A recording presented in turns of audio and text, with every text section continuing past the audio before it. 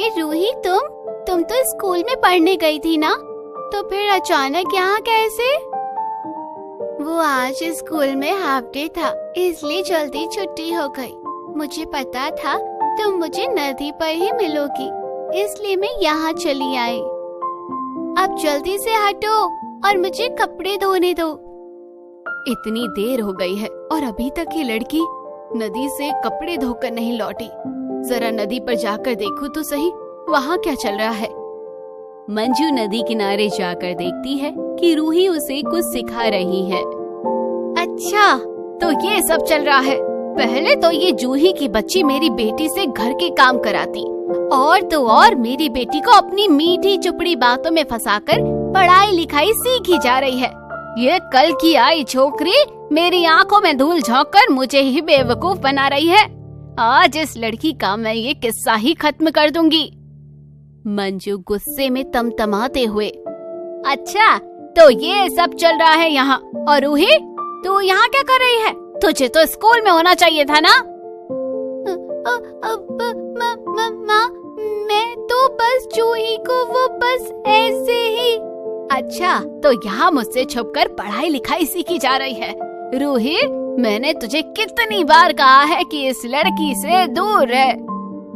माँ, मेरी वजह से रूही को मत डांटो प्लीज माँ। तेरी इतनी हिम्मत, चल भाग यहाँ से। और रूही, कल से तुझे इस झंझट से पूरी तरह से छुटकारा मिल जाएगा। मंजू मन ही मन रूही को जूही से दूर करने का सोच लेती है। जब तक जूही की बच्ची मेरी बेटी के साथ रहेगी, ये रूही को भी तब तक मेरी बेटी बिगाड़ती रहेगी।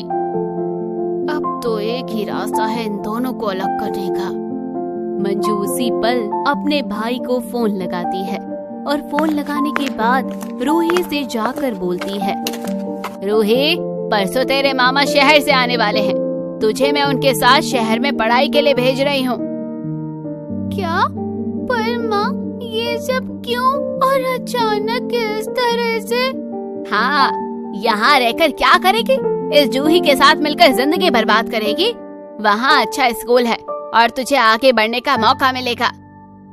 माँ प्लीज मुझे मत भेजो, मैं जूही के बिना नहीं रह सकती।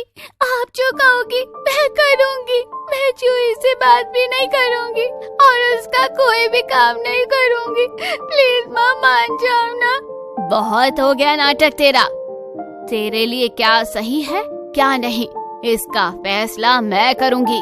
बस अब और कोई बहस नहीं। मंजू ये कहकर चली जाती है और दोनों बहनें नदी किनारे चुपचाप बैठी हुई होती हैं। दोनों की आंखों से आंसू रुकने का नाम ही नहीं ले रहे थे। अब तुम चली जाओगी तो मैं किसके सहारे जीऊंगी? मैं तुझसे दूर जरूर जा रही हूँ, पर मेरा दिल हमेशा तेरे पास ही रहेगा। वादा कर, चाहे जो हो जाए तू अपनी पढ़ाई कभी नहीं छोड़ेगी। पर अकेले कैसे? तू अकेली नहीं है, मैं तुझ में हमेशा रहूंगी।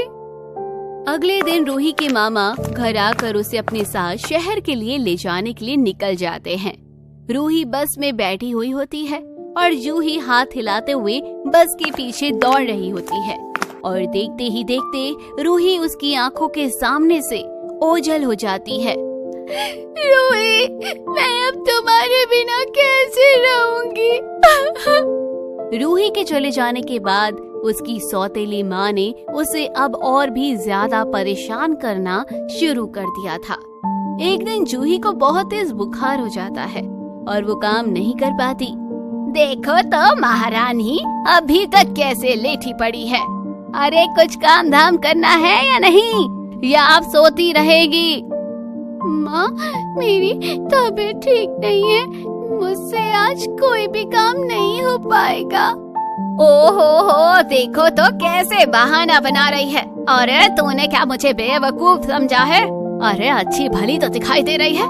मुझे कोई बहाना नहीं सुनना। चल उठ और जाकर सारा काम कर, नहीं तो आज तुझे भूखा ही रखूंगी। बेचारी जूही तपते बुखार में भी जाकर घर के सारे काम करती है, लेकिन उसकी माँ को उस पर जरा भी दया नहीं आती और शाम को उसे भूख लगती है तो उसे खाने के नाम पर सूखी 2 रोटी पकड़ा देती है। ये ले रोटी खा ले। रूही, आज तुम्हारी बहुत याद आ रही है, तुम क्यों चले गए मुझे छोड़कर? जूही अपनी माँ के तानों पर और जिल्लतों के बीच उसने जैसे तैसे जीना सीख लिया और समय गुजरता रहता है और अब दोनों बहनें जवान हो चुकी थी। देखो, जो अब जूही जवान हो गई है, अरे इससे पहले कि कोई ऊंच नीच हो जाए, हमें इसके हाथ पीले कर देने चाहिए। मंजू ने एक नदी के उस पार किनारे जूही का एक बहुत ही गरीब परिवार में रघु नाम के एक लड़के के साथ जूही का वो रिश्ता तय कर देती है और कुछ ही दिनों में उसकी शादी हो जाती है। आज मेरी शादी है और मेरी बहन ही मेरे साथ नहीं है। वो यहाँ होती तो कितना खुश होती। रूही को जूही की शादी के बारे में कुछ नहीं पता होता। जूही रघु से शादी करके नदी के उस पार किनारे अपने ससुराल चली जाती है। जूही का पति गरीब जरूर था, लेकिन जूही का खूब अच्छे से वो ध्यान रखता था। ए जूही, मैं जानता हूँ कि हमारा घर बहुत छोटा है, यहाँ तुम्हें थोड़ी तकलीफ जरूर होगी, लेकिन तुम चिंता ना करो, हम पूरी कोशिश करेंगे तुम्हें खुश रखने की। अरे नहीं, घर बहुत छोटा या बड़ा होने से क्या फर्क पड़ता है, इंसान का दिल अच्छा होना चाहिए। और रही बात तकलीफ की, तो मुझे इन सब की आदत है, आप परेशान मत होइए। जूही अपने पति रघु का प्यार पाकर जूही बहुत खुश थी, लेकिन कहीं ना कहीं उसे अपनी बहन की कमी भी महसूस होती थी। कितने साल हो गए हैं रूही को देखे बिना, वो भी मुझे याद करती ही। उधर रूही का भी यही हाल होता है। पता नहीं जूही मेरी बहन कैसी होगी, वो किस हाल में होगी, पता नहीं माँ उसके साथ कैसे बर्ताव करती होगी, पता नहीं अब वो कैसी दिखती होगी। कितने साल हो गए उसे बिना देखे हुए, वो मेरे सामने आ गई तो क्या मैं उसे पहचान पाऊंगी?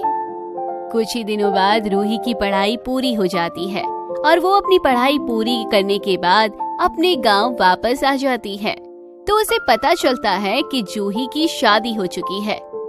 माँ, आपने मुझे बिना बताए जूही की शादी कर दी है और मुझे एक बार भी बताना जरूरी नहीं समझा? कम से कम मुझे एक बार तो बता देती माँ। माँ, आप मेरे साथ ऐसा कैसे कर सकती है? वो मेरी बहन, मेरी दोस्त थी। वो अपनी शादी के दिन मुझे कितना याद कर रही होगी। उस बेचारी ने आपका क्या बिगाड़ा था जो आप उससे इस हद तक इतनी नफरत करती हो? ये सब याद करके रूही बहुत रोती है। मेरी बहन, तुम कहाँ हो? मुझे माफ कर दो, मैं तुम्हारी शादी में शामिल नहीं हो सकी। मैं अब एक पल के लिए भी यहाँ नहीं रहूंगी। रूही, वो तुम्हारी सगी बहन नहीं, सौतेली बहन थी, और जो भी मैंने किया है वो तुम्हारी भलाई के लिए ही किया है। माँ, वो मेरी सौतेली बहन नहीं, सगी बहन है। जो उसने मेरे लिए किया है, सगी बहन भी होती तो भी नहीं इतना करती। मैं जा रही हूँ अपनी बहन के पास उससे मिलने। रूही अपने घर से निकल जाती है। रूही, मेरी बात तो सुनो बेटा। रूही अपनी माँ की बात सुने बगैर चली जाती है और शहर में एक एनजीओ में काम करने लगती है। फिर एक गांव में अचानक खूब जोरों की बारिश होती है और बाढ़ आ जाती है। गांव की गलियों में पानी भर चुका था, लोग चीख पुकार कर रहे थे, सभी के घर उजड़ जाते हैं, गांव में कुछ नहीं बचा था। मंजू अपने पुराने घर में अकेली होती है। हे भगवान, इतनी तेज बाढ़, अब क्या होगा? कोई है? अरे कोई तो मेरी मदद करो। बाढ़ के पानी में मंजू बह जाती है और वो मदद के लिए आवाज लगाती है, बचाओ, कोई बचा लो मुझे, मैं मर जाऊंगी। मंजू बाढ़ में बहती चली जाती है। उधर जूही बाढ़ में गांव वालों की मदद कर रही होती है। जूही नदी में बहते हुए लोगों को बचाकर उनकी मदद करती है। तभी उसने देखा कि एक औरत पानी में बहते हुए आ रही है। जैसे ही वो औरत पास आती है तो उसके पैरों तले जमीन खिसक जाती है। माँ, ये तो मेरी माँ है। हे भगवान, मुझे माँ को जल्दी से नदी से निकालना होगा। उसे बचाकर वो किनारे ले आती है। जूही और उसका पति रघु दोनों बाढ़ पीड़ितों की देखभाल में लगे होते हैं। कुछ देर बाद ही एनजीओ की टीम भी वहाँ आ जाती है। रूही को पता चलता है कि एक बहादुर लड़की जूही, जिसने बहुत से लोगों की जान बचाई है। कहीं ये जूही लड़की मेरी बहन तो नहीं है? रूही जूही के पास जाती है। उसका चेहरा उसे कुछ जाना पहचाना सा लगता है। तुम्हारा नाम जूही है? तुमने बाढ़ में बहकर आए लोगों की जान बचाई है? जी, मेरा नाम ही जूही है। मैंने ही बाढ़ में बहकर आए लोगों की जान बचाई है। पर आप हैं कौन? मैं रूही एनजीओ में काम करती हूँ। यहाँ बाढ़ पीड़ितों की मदद करने के लिए आई हूँ। रूही का नाम सुनते ही वो रूही को बड़े ध्यान से देख रही होती है। तभी उसे रूही को वहाँ उसकी माँ दिखाई देती है। माँ, तुम ठीक तो हो ना? ये तुम्हारी माँ है? कहीं तुम रूही तो नहीं? हाँ, ये मेरी माँ है। ये ठीक तो है ना? इन्हें कुछ हुआ तो नहीं? मेरी बहन, माँ बिल्कुल ठीक है, उन्हें कुछ नहीं हुआ।